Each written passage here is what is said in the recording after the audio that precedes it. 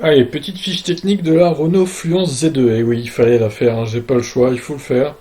Malgré que ça m'a fait chier, mais il faut le faire.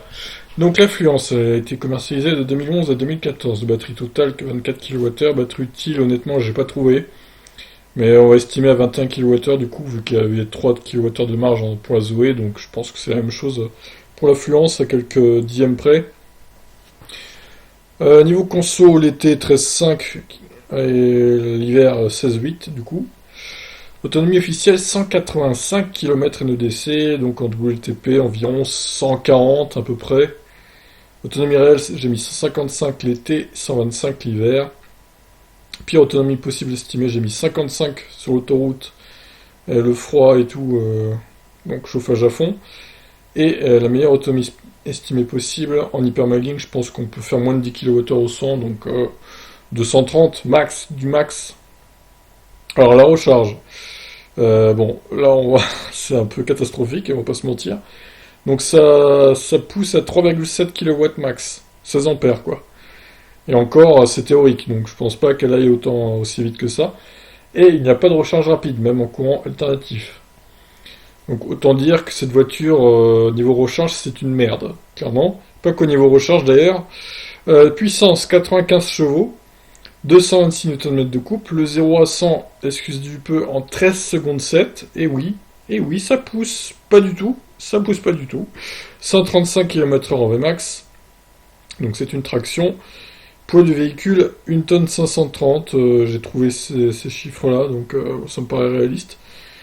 Alors dimension, elle est 13 cm plus longue, j'ai vu que la version thermique, donc 4,75 m, 1,80 m de large et 1,47 m de haut.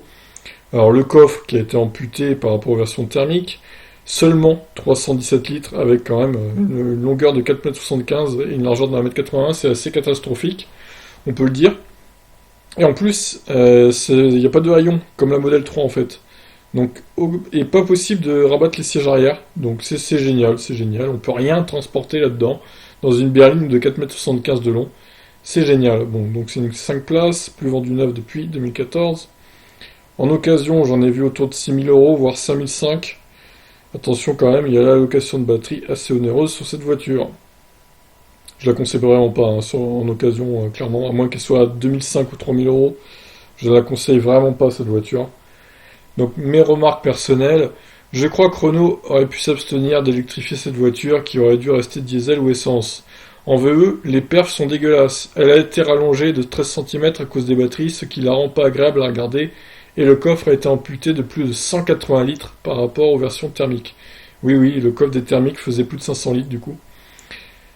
Donc, de plus, beaucoup de problèmes de fiabilité au niveau du moteur notamment, qui casse comme du cristal au bout de 50 ou 60 000 bornes. Beaucoup de témoignages sur le forum automobile propre notamment. Et la batterie qui vieillit mal. Beaucoup de changements de batterie également pour cette Fluence. Et d'ailleurs, rupture de stock des batteries, hein, vu que c'est un vieux modèle. Donc compliqué là de faire changer sa batterie si elle est en panne ou si une capacité de 60% par exemple. Bref, je pense que c'est l'un des pires véhicules qui a été créé. Elle n'a pour moi aucune qualité. Oui, j'y vais fort, je sais.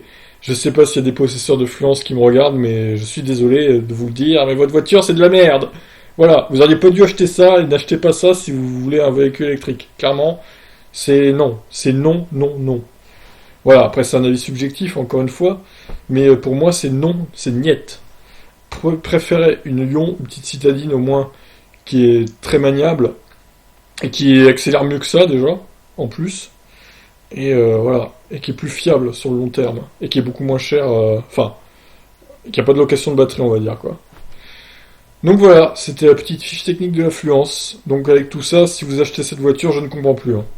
Sur ce, je vous laisse réagir. Ciao.